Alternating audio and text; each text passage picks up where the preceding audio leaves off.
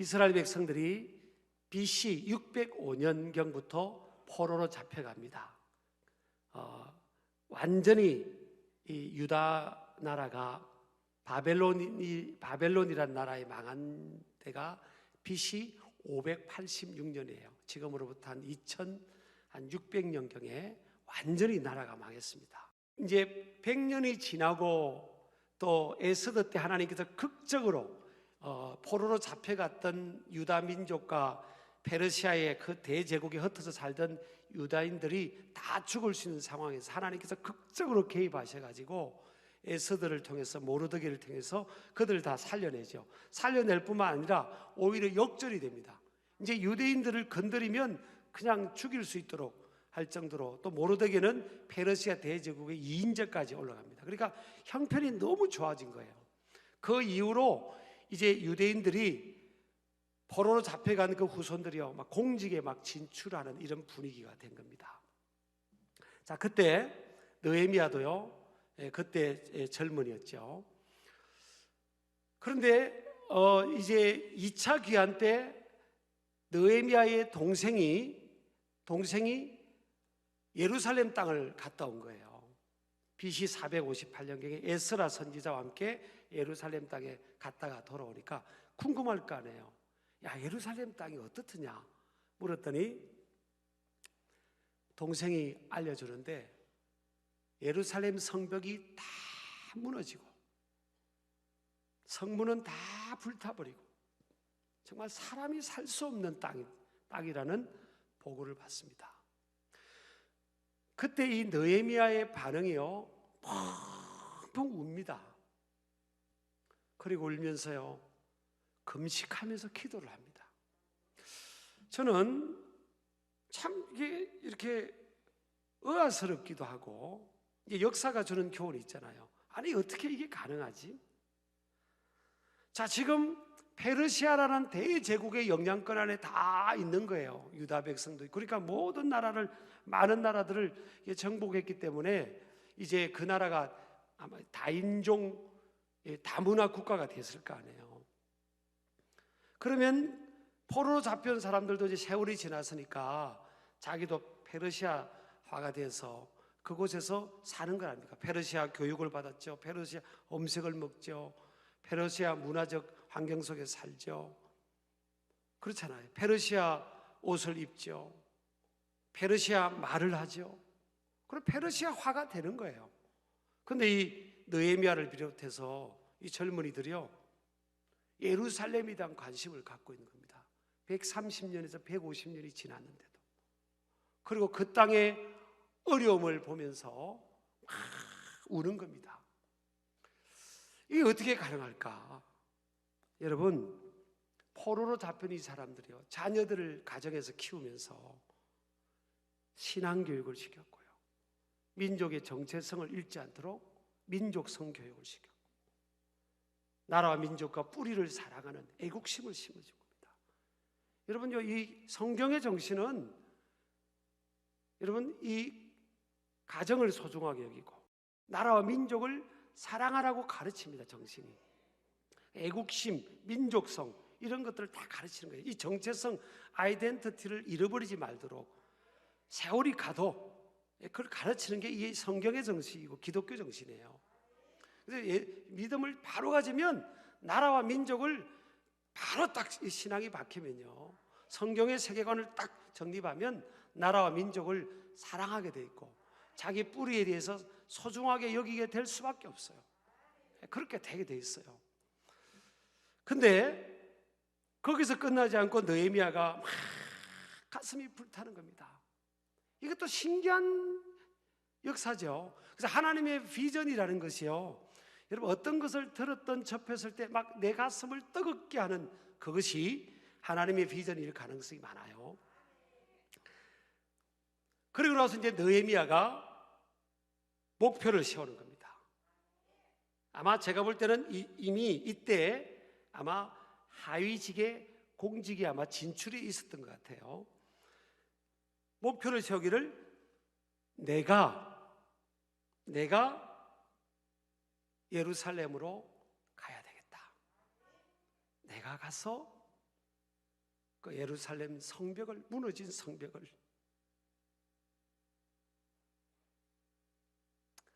내가 세워야 되겠다, 그런 마음을 갖는 겁니다. 여러분, 이 페르시아의 수도였던 수산궁에서 예루살렘까지는 1400km입니다. 그 당시에는 교통이 요즘 같지가 않으니까 그 많은 광야를 지나서 이제 가게 되면 4개월이 걸려요. 4개월. 에스라가 2차 귀환 때 정확하게 만 4개월이 걸렸던 것이거든요. 그곳을 느헤미야가 자신이 가겠다는 거예요. 근데 지금 갈 수는 없고 그곳에 가서 성벽을 재건하려면 유대 총독의 신분으로 가야 된다. 이걸 느헤미야가 현실적으로 정확하게 진단을 한 겁니다. 그리고 목표를 세운 거예요.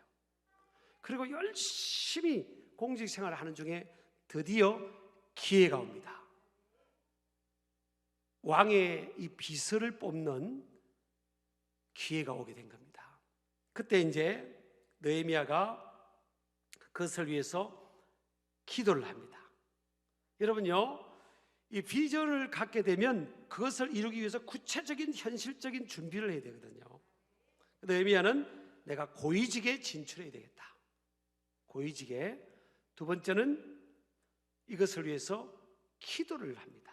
느헤미야서 1장 11절 보면 자기가 기도하는 내용이 나옵니다. 주여 구하오니 귀를 기울이사 종의 기도와 그럽니다.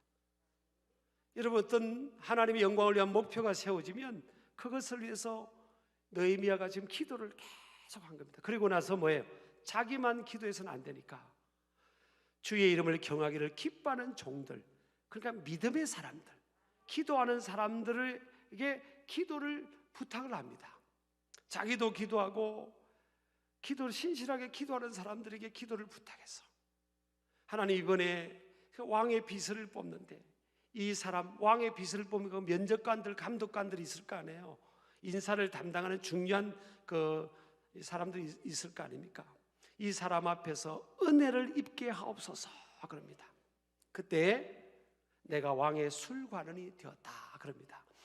하나님께서 응답하셔가지고요, 하나님께서 왕의 술관원이 되게 한 거예요. 이게 여러분, 왕의 술관원이 무슨 그냥 여러 그게 중에 하나의 그냥 평범한 그게 아니에요. 왕은 항상 암살의 위협이 있었잖아요. 그러니까 왕이 먹는 음식을 최종 책임지는 사람은 뭐예요? 왕과 왕비가 자기 목숨을 그 사람에게 맡겼다는 거거든요. 그러니까 이 왕의 이 음식을 관장하고 책임지는 이 사람은 항상 왕이 식사를 할 때도 앞에서 왕과 함께 대화하고 왕을 도와주고 왕의 이야기를 들어주고 자문도 하는 이런 입장인 겁니다. 그러니까 엄청난, 어떻게 보면 가장 한 사람이 공직에서 제일 출세할 수 있는 이 왕정시대에 출세할 수 있는 그 위치까지 하나님께서 기적적으로 올려주셔서 왕의 비서실장이 되는 거예요. 사실은요, 엄청난 축복이죠. 자, 이제 하나님께서 그 비전을 이루기 위해서 도와주신 거예요. 자, 느헤미야 입장에서는 한 인간으로 하여금 올라갈 수 있는 최고의 위치까지 올라가는데 느헤미야의 목표가 이게 아니잖아요. 왕의 비서실장 고위직이 이거는 과정이에요. 과정. 하나님의 비전을 이루기 위한 뭐라고요? 과정이라는 거예요. 자기가 목표를 세웠던 과정. 결국은 뭐예요? 유대 땅 예루살렘으로 돌아가서 예루살렘 성벽을 재건해야 되잖아요. 그래서 어느 날도 왕이 식사할 때 왕과 왕비 앞에서 이렇게 섬기면서 있는데 어느 날 보니까 느헤미야의 얼굴이 수심이 가득한 거예요. 그래서 왕이 묻습니다. 너 왜 이렇게 수심이 가득하냐? 그래서 그때 느헤미야가 기회를 잡고 예루살렘의 형편을 아뢰입니다. 자, 그때 이 왕이 묻습니다. 내가 그럼 뭘 해주면 좋겠냐? 그렇게 묻죠. 그때 이 느헤미야가 예루살렘으로 가게 해달라고, 예루살렘의 성벽을 재건하고 게 해달라고. 그때 왕이 조건을 겁니다. 돌아온다는 조건으로 내가 보내겠다 그럽니다. 왕 앞에서 최고의 실권자로서 권력이 집중되는 그곳에서 사람들을 잊고 싶은 그런 욕망들이 있잖아요. 근데 느헤미야는 그것이 인생의 최종적 목표가 아닌 거예요. 그것은 과정이었던 겁니다. 기어코 그 자리에 도달한 이후에 이제 예루살렘 성벽 재건을 위해서 자기를 총독으로 보내달라고 그렇게 요청해서 그 일이 이루어지는 거죠. 그것은 사실은 굉장히 큰 도전이고 모험의 길이고요, 희생입니다. 희생. 자, 그래서 거기를 이제 가게 됩니다. 4개월이 걸려서 예루살렘에 도착하게 되죠. 그럼 이 예루살렘에 이번에 총독으로 온 사람은 예루살렘 성벽을 재건하러 온 사람 아니에요. 그러면 예루살렘에 있는 사람과 주변에 있는 사람들이 막 박수를 치고 한우를 보내고 환영하고 막 협력을 하고 협조를 해야 될 거 아니에요. 머나먼 거기를 가게 되잖아요. 근데 비위전을 이루는 것이요, 그렇게 순탄하지 않습니다. 산발랏하고 도비하던 예루살렘 주변 사람들이 조소와 비웃음과 분노와 조롱, 세 번째 보면요, 회방, 위협, 살해 위협까지 받습니다. 또 거짓 소문을 냅니다. 네 번째, 성벽을 세워가지고 느헤미야가 자기가 왕이 되려고 한다고 막 거짓 소문을 내요. 그래서 왕을 모반하려고 그러지 않냐, 거짓 소문을 내버리는 겁니다. 막 별 일들이 다 있어요. 그럼 제가 이제 생각을 해봅니다. 하나님이 너무나 예쁘잖아요. 하나님 볼 때 그 하나님이 선택한 택정한 그 예루살렘 그 고토를 다시 재건한다는데 하나님 보실 때 얼마나 예뻐요. 그러면 저는 느헤미야가 하고자 한 이 일을 반대하는 사람들요, 제가 하나님이라면 그냥 밤에 나타나서 막 꿀밤도 주고 그냥 막 다리도 몽둥이도 막 죄송합니다 부러뜨리고 막 그냥, 그래서 막 느헤미야를 벌벌벌 떨면서 그냥 다 죄송하다고 하고 분위기를 그렇게 만들겠어요. 느헤미야한테 욕만 했다 막 그냥 하나님의 꿀밤 주고. 근데 하나님은 그렇게 안 해요. 그렇게 안 합니다. 제가 생각을 많이 했어요. 왜 이렇게 하나님은 전능하시고 모든 걸 하실 수 있는데 느헤미야에 대해서 거짓 소문 내는 사람들을 하나님이 그냥 막 말살시킬 수도 있잖아요. 하나님 그렇게 안 하세요. 여러분한테 잘못하는 사람은요, 길 가다가 막 넘어져서 다리가 확 부러지고, 그럼 야, 나 저 사람한테 잘못하면 안 돼. 막 여러분을 막 벌벌 떨고 막 인정해주면 좋겠죠. 그런 일이 잘 안 일어나죠. 하나님이 참아주시는 거예요. 하나님이 일하시는 방법이에요. 물론 그렇게 하시기도 할 때도 있지만, 그래서 여러분, 이 비전의 길은요, 대가 지불이 있습니다. 대가 지불이 있어요. 그럼 비전의 사람은 어떻게 해야 되냐? 이 느헤미야를 보니까 첫 번째로 기도를 합니다. 이 현장에 도착했을 때부터, 처음 출발부터 왕이 물을 때부터 기도합니다. 내가 너한테 뭐 해주면 좋겠냐? What do you want me to do for you? 내가 너한테 뭐 해주면 좋겠냐? 가겠습니다. 그럽니다. 그때요, 느헤미야서 2장 4절 보면 왕이 내게 이르되 그러면 내가 무엇을 원하느냐 하시기를 내가 곧 하늘의 하나님께 묵도하다. 이 묵도는 뭐예요? 속으로 기도했다는 거 아니에요. 왕이 지금 묻습니다. 왕 앞에서 왕이 식사하는 중에 야야 느헤미야야, 내가 너한테 뭐 해주면 좋겠냐? 비서실장 내가 뭐 해주면 좋겠냐? 그때 그 순간에 기도하는 겁니다. 여러분 순간에, 여러분 우리가 성전에 와서 기도하지만 일상의 매일매일 순간에서 기도해야 됩니다. 저도 사실은요 너무 부족하기 때문에 누구 전화를 받든 약속할 때 항상 기도합니다. 심지어 여러분과 신방 약속할 때도 제가 그냥 안 합니다. 그 짧은 순간에 제가 기도합니다.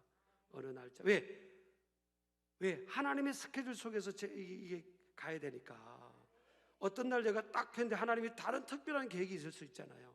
다 모든 게 특별한 아니지만, 그래서 하나님의 스케줄대로 움직이고 싶어서 그 순간도 사실은 저도 기도합니다. 이런 걸 보고 배우는 거죠. 또 느헤미야서 4장 3절의 4절 보면요, 사람들이 업신여길 때 느헤미야가 세울 성벽은 여호가 올라가도 무너질 거다, 업신여김을 받잖아요. 비전의 사람, 믿음의 사람은 어떤 어려움을 만나도요 기도합니다. 자, 우리 앞부분에 그랬잖아요. 하나님의 비전을 따라 헌신하고 희생하며 나아가도 모든 것이 평안하게 되는 게 아니라고요. 그 과정 속에 이런 어려움이 있다는 거예요. 우리가 봐도 너무너무 예쁘게 보이는 이 느헤미야라도 이런 고통이 있었지 않습니까? 아니, 내가 뭐 아쉬워서 이렇게 나 죽이려고 하는데 자기들 좋게 해주려고, 자기들 좋게 해주려고 제가 저기 내가 지금 최고의 고위직을 그거 내려놓고 지금 여기 이 야전에 와가지고 이 고생을 하는데 그것도 몰라서 아니 나 모르게 돌아가겠다, 그럴 수 있지 않습니까? 느헤미야가 뭐가 아쉬운 게 있습니까? 사실 살해 위협을 받고 있고요. 근데 느헤미야가 물러갑니까 지금? 아예 못해 먹겠다고 물러가요? 비전의 사람은요, 믿음의 사람은 하나님의 비전을 이루기 위해서 어떤 대가를 지불하면서 이루어내는 사람이에요. 두 번째 비전의 사람은요, 기도만 하는 게 아니라 믿음의 언어를 말합니다. 자, 느헤미야서 4장 20절 봅니다. 너희가 물은 어디서든지 나팔 소리를 듣거든 그리로 모여서 우리에게로 나오라. 우리 하나님이 우리를 위하여 싸우시리라. 그 14절에 느헤미야 4장 14절에 보면요, 중간점부터 보세요. 너희는 저희를 두려워 말고 지극히 크시고 두려우신 주를 기억하고 너희 형제와 자녀와 아내와 집을 위하여 싸우라 그럽니다. 아이고, 하나님의 비전의 사람이라면 안 싸워도 하나님이 다 해주셔야 되지 않나요? 삶의 현장은 뭐예요? 비전을 이루는 현장은 싸우라 그럽니다. 하나님이 크신 분이다, 하나님이 도와주실 거다, 싸우라 그러게요. 세 번째 느헤미야는요, 어떤 대응을 하는가 하면 하나님의 지혜를 가지고 대응합니다. 예루살렘에 처음 오자마자 느헤미야가요, 예루살렘 몰래, 아무도 몰래 그 4개월을 천신만고 끝에 광야를 지나서 도착하자마자 3일째 되는 날 느헤미야는 몰래 예루살렘 성을 다 돌아봅니다. 느헤미야서 2장 12절부터 보면요, 멀리 아무도 모르게 돌아봐요. 저는 이걸 보면서 제가 또 많이 이렇게 배워요. 그러니까 느헤미야가 철저하게 리더로서 다 파악하는 거예요. 지금 상태가 어떤지를 미리 다 아는 겁니다. 미리 대충 하는 게 아니에요. 나 청독인데 한번 보고해봐, 이게 아니에요. 이미 다 알고 보고받는 거예요. 알고 보고받는 거하고 모르는 상태에 보고받는 거하고 같겠어요? 이미 리더는 다 아는 겁니다. 남 잘 때 밤에 다 나가서 파악하는 겁니다. 제가 우리 부교육자님들, 저는 복이 있어서 부교육자님들 잘 만난 것 같아요. 근데 하나님의 일을 대충 하지 말자 그랬잖아요. 디테일해야 된다. 하나님의 일은 참 디테일하게 해야 된다. 저도 교회만 오면 눈이 3.0이고요 집에 가면 0.3이 됩니다. 하나님 일은 그냥 뭐 하나 걸려있는 거 글자 하나 막 요 바닥에 뭐 하나 그렇게 해야죠 사실은. 그리고 느헤미야가요, 적들의 계약을 미리미리 간파합니다. 적들이 심리전도 펴고요, 사람을 사가지고 매수해가지고요, 거짓말을 통해서 느헤미야를 흔들기도 하고요, 거짓 소문을 퍼뜨리기도 하고요, 또 거기서 나와서 만나서 하자 하고 해서 살해시키려고 하는 거 다 느헤미야가 간파합니다. 여러분 깨어 있으면요, 하나님의 도우심을 알 수 있어요. 다 동향들을 알 수 있어요. 그리고 영적으로 깨어 있지 않으면 뭐가 어떻게 돌아가는지 모르는 겁니다. 우리가 깨어 있어야 돼요. 그렇게 되기를 축복합니다. 또 네 번째 보면 느헤미야가 혼자가 아니에요. 사람들의 협력을 끌어냅니다. 그걸 위해서요, 첫 번째 간증도 합니다. 자신의 삶 속에 있었던 하나님의 선한 손길에 대해서 간증을 하고, 왕이 자신에게 그 리더십을 양도해 준 그 일도 간증을 해. 느헤미야서 2장 18절을 간증을 합니다. 그러면서 사람들을 함께 참여하게 합니다. 여러분요, 그게 지혜입니다. 사람들을 내 편을 뭐 편가르기가 아니라 하나님의 일을 위해서는 혼자가 되지 말라는 거예요. 우리 전도사님들도 처음 오면 제가 그럽니다. 절대 혼자 하려고 하지 마세요. 부장님들, 교사님들과 같이 하세요. 같이. 저도 우리 장로님들, 우리 또 군사님들 다 성도를 같이 합니다. 부교육자님들 같이. 나는 그래서 장로님들이 많은 것도 좋은 것 같아. 같이 해요, 같이.